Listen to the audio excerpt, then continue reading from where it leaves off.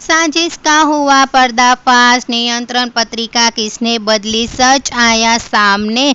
आज मैं बात करूंगी पति अनाड़ी के अपकमिंग एपिसोड की, जहां पर लाला को आ रहा है गुस्सा। वो गुस्से में पूजा का सामान तहस नहस कर रहा है और सवाल सबसे बड़ा ये है कि निमंत्रण पत्रिका किसने बदली। कोई घर को तोड़ने की साजिश कर रहा है। मंजरी हर बार किशोरी को नीचे दिखाने की कोशिश कर रही है।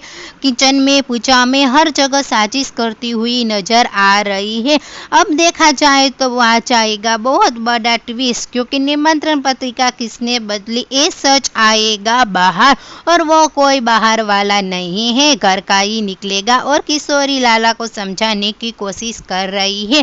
क्या अब यहाँ पर लाला समझ जाएगा किशोरी की बात? वेल, जो भी होगा उसकी अपडेट हम आपको देते रहेंगे। फिलहाल के लिए तो इतना ही, और ऐसी ही अपडेट देखने के लिए हमारी चैनल को सब्सक्राइब करना मत भूलिएगा। Thank you.